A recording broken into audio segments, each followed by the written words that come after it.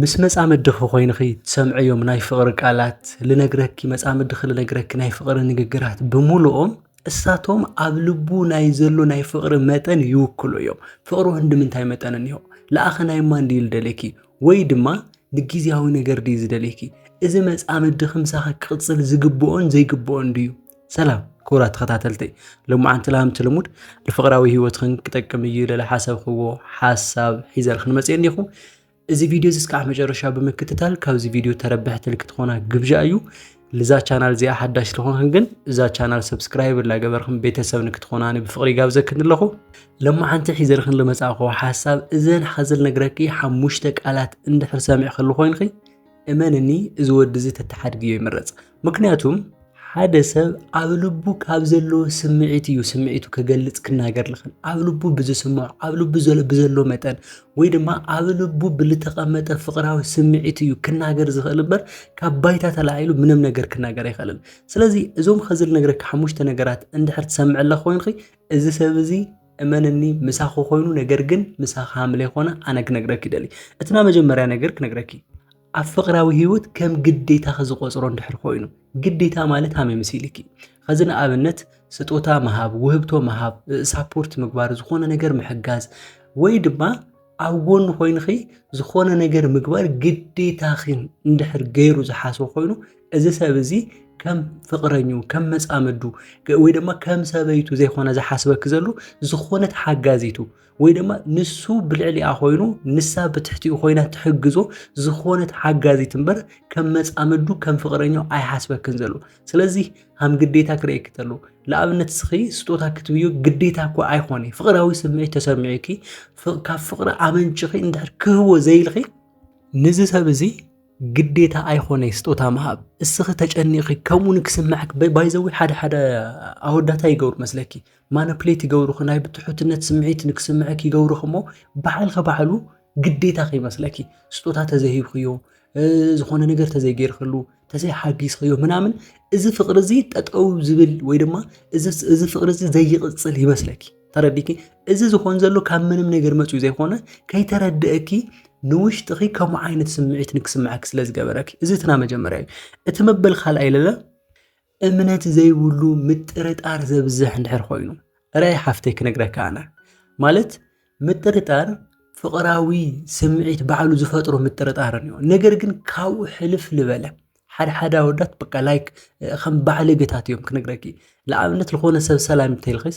ንምንታይ ከም ዝቆልዓ ትደራሪ ዘለኽ ንምንታይ በቃ ከምዚ ዓይነት ወርድ ልጥቀሙ ሰባትን እዩ። እዚኦም ሃመይ መሲልኪ ዝኾነት እንከንስ ካዕለግኒ ኢሉ እዮም ልጽበለዎም በይ ምሳኸና ምዃን ፕላን ይብሎም ብግልጽ ቋንቋ ክነግረኪ ብልኾነ መንገዲ ተረዳዲኹም እኒኹም ብልኾነ መንገዲ ሃም ትጠቃቀሙ ወይ ለለ ብልኾነ መንገዲ እዚ ሪሌሽን እዚ ክቕፅል ሃም ለለዎ ትፈልጡ ኢኹም። ነገር ግን ኣብ ልኾነ ፖይንት ለለ ውሽጡ ወይ ለለ ስምዒቱ ምሳኸና ምዃን ድሌት የብሉ። ስለዚ ልኾነት ጌጋ ከግኔል ክእል ደሊ ልኾነት ችግር ከግኔል ክእል ደሊ ዝሰብ እዚ ስለዚ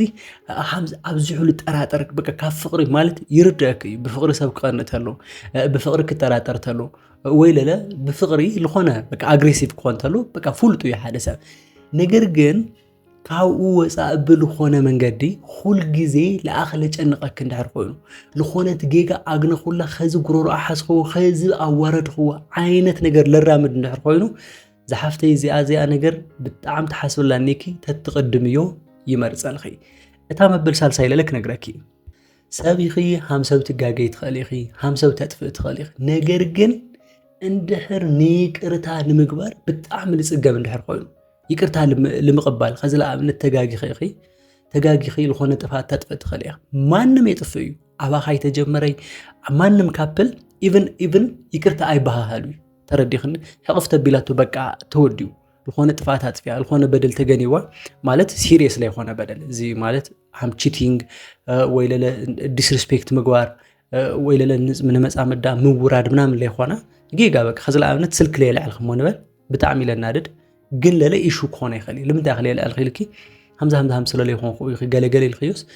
ኣዛ ታይም በቃ ብጣዕሚ ቢግ ዲል ልገብር እንድሕር ኮይኑ ብሎክ እንድሕር ልገብረክ ኮይኑ ለጨንቐክ እንድሕር ኮይኑ እዚ ሰብ እዚ ባዕሉ ፍቅሪ ሓምል ሓዙ እዩ ዝስምዖ ግን ትክክለኛ ስምዒቱ ከዳምፅ ተሎ ኣብ ዝኾነ ግዜ ፍቅሪ ሓምል ይውሉ ኣብ ዝፈለጠ ግዜ ክገድፈክ ይኽእል እዩ ብበዓልክ ተሪእኽዮ ብጣዕሚ ልተፍክርዮ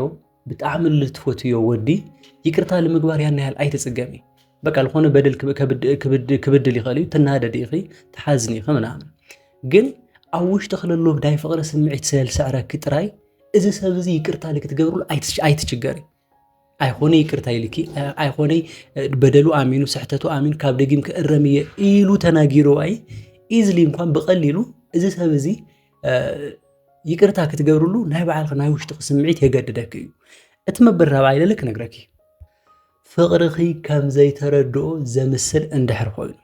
እዚ በቃ ለኣኽል ኮን ሰብ ኣይኮነ ምክንያቱም ሃመይ መሲልኪ እስኺ ፍቅሪ ትገልጽሉ ተለኺ ወይ ለለ ፍቅሪ ክለርኢ ነገር ፍቅሪ ክለንጸባርቕ ነገር ብስልክ ክኾን ይኽእል እዩ ብውህብቶ ክኾን ይኽእል እዩ ወይ ለለ ብኣካል ተጋኒኹም ዴት ክትገብሩ ተለኹም ትናገርዮም ንግግራት እንዮ ወይ ለለ ተርእዮም ነገራት እንዮ እዞም ነገራት እዚኦም ኢግኖር እንድሕር ልገብሮም ኮይኑ ወይ ለለ በቃ ሓምለይ ተረድኦ ሓምለይ ፈልጥ ኣክት እንድሕር ልገብር ኮይኑ እዚ ሰብ እዚ ምሳኺ ግዜ ክሕልፍ ስለልደለየ እዩ እምበይ ምሳኺ ልቕፅል ምሳኺ ልኾን ኣይኾነይ እና ብዙሓት ኣወዳት ሲስተም ሃምዚ እዩ ባይዘዊ ምናልባች እንደውም ገጢሙክ ክኾን ይኽእል እዩ ምክንያቱም ስልክ ተውጋዕት ኣለኺ ዝኾነ ስልክ ላውጋዕኹ ምናምን ስለ ፍቅሪ ኣብ ልኾን ቶፒኩ ስለ ፍቅሪ ወይ ደግሞ ፍቅሪ ካብ ትገልጽሉ ሰዓት ልኾነ ቀይስ የብለኪ ወይ ለለ ውህብቶ ትህብዮ ተለኺ ፍቅራዊ ልገልጽ ውህብቶ ክኾን ተሎ በቃ ምንም ዓይነት መልሲ ይህልዎ በቃ እዚ እዩ ይብለኪ ወይ ለለ ብምላሹ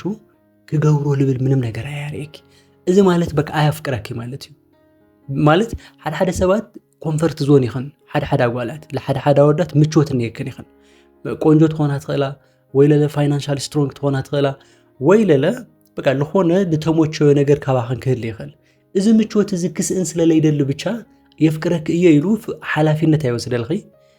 ብኡልክ እንደገና ምሳኽ ካባኽ ክርሕቕለ ኣይደሊ እዚ ማለት በቃ ለየፍቅረክ ሰብ ኣባኽለሉ ጽቡቕ ነገር ስለልተሞቸዮ ምሳኽለሉ ሓሪፍ ነገር ከቐጽል ስለልደሊ ብቻ ምሳኽ ክኾን ይኽእል እዩ እዚ ማለት ግን ኣፍቂሩክ ማለት ኣይኾነ በይዛኺ ንቕሕ እትና መወዳእታ ለለክ ነግረኪ ፈጣሪ ይፈልጥ እንድሕር ብለክ ኮይኑ ኩሉ ሰብ ኣብ ኢድ ፈጣሪ እዩ ሓሳቡ እቅዱ ኤቭሪቲንግ ኩልና ኣብ ኢድ ፈጣሪ ኢና ነገር ግን ለይንኣምነሉ ነገር ሪስክ ለይንወስደሉ ነገር ንጠራጠሮ ነገር ወይ ለለ ንሰግኦ ነገር ክኾን ተሎ በቃ ኮንክሉድ ኣይንገብሪ ድምዳሜ ኣይናቐምጥ ከዚ ለኣብነት ብሓደ ኔክስት ይር ሓዳር ንግበር ተልኽዮ ፈጣሪ ይፈልጥ እንድሕር ብለክ ኮይኑ እዚ ሰብ እዚ ብምሉእ ልቡ ሓዳርና ምግባር ውሳኔ ኣያቐመጠ ማለት እዩ ረኺ ወይ ለለ በቃ ኖርማል ተቀራረብኩም ነርኩም ፍቅራዊ ህይወት ንጀምር ማኣዚና ላይፍና ንጀምር ኣብ ልበልክዮ ግዜ እስኪ ፈጣሪ ኣብ ልፈቐዶ እንድሕር ልብለክ ኣሎ ኮይኑ ካብዚ ብላዕሊ ሃመ ገይሩ እዩ እስኽሲ ክድለይ ኣይደለኪ እስከ ሃመ ገይሩ ክብለክ ልኽእል ማንም ጓል ትኹን ወዲ እንድሕር ለይትደልዮ ኮይና ግን ምስኡ እንድሕር ሓልያ ኮይና ነገራት እንድሕር ለይትውስነሉ ነገር ኮይኑ በቃ ፈጣሪ ይፈልጥ እስኪ ንሪኦ ዕድሜ ሃበና ኔክስት በቃ ግዜ ንይወከሉ ኩሉ ቀሲልና ንሪኦ ግዜ ንሃቦ እዞም ከምዚ ዓይነት ነገራት ባይዘወይ ምሳኺ ኮይኑ ግን ምሳኺ ህይወት ክጅምር ስለለይደለየ እዩ ብዙሓት ኣጓላት ኣብ ሪሌሽን ቶሎ ሓዳር ክገብራ ይደልያ ምናምንና እዚ ወዲ ለለ ክፀንሕ ይደሊ ሓደ ዝጥቀሞ ሲስተም እዚ እዩ ፈጣሪ ይፈልጥ እስቲ ንሽተይ ሃምዚያ ንግበር ፈጣሪ ይፈልጥ ንሪኦ ንሽተይ ድፅንሕ ንበሊ ሃምዚ ላበለ ግዜ ይውደልኺ ሃምዚ ላበለ ካብ ውሳኔኺ ካብ ዕላማኺ ካብ ኣቋምኺ ልክትሽርሸርን ካብ ፕላን ክልክትወፅን ይገብረክ እዩ ስለዚ እዞም ከዝር ነግረክ ኣለኹ ሓሙሽተ ነገራት ፈጣሪ ይፈልጥ እንድሕር ድብለክ ኣሎ ኮይኑ ፍቅርኺ ክትገልፅሉ ተለኻ እንድሕር ለቐይሰክ ኣሎ ኮይኑ ባላየ ባልሰማ እንድሕር ልኾነ ኣሎ ኮይኑ ወይ ለለ ልምእማን ልችገር እንድሕር ኮይኑ ይቅርታ ንምግባር እንድሕር ልፅገም ኮይኑ ኣብ ፍቅራዊ ህይወትክ ድማ ከም ግዴታኺ ወይ ድማ ከም ኣገልጋሊቱ እንድሕር ልሓስበክ ኮይኑ እዚ ሰብ እዚ ምሳኺ እኒኦም በይ ምሳኺ ኣይኾነ ወይ ለለ ለኣኽል ኣለዎ ምልከታ ከም መፃምዱ ኣይኾነ ስለዚ ዌክ ኣፕ ናሎም መዓልቲ ሓሳብ እዚ ነይሩ ክሳብ መወዳእታ ምሳይ ስለልፀናሕክን የቐኒየለይ እዚ ቪድዮ እንድሕር ጠቒምኩን ኮይኑ ላይክ ሸር ምግባር ከይትርስዓ ነዚ ቻናል ሓደሽቲ ልኾንኩን ግን እዚ ቻናል ሰብስክራይብ ላገበርኩም ቤተሰብ ንክትኾናኒ ብፍቅሪ ጋብዘክን ኣለኹ ኣብ ልቕፅል ቪድዮ ክሳብ ንራኸብ ሰላም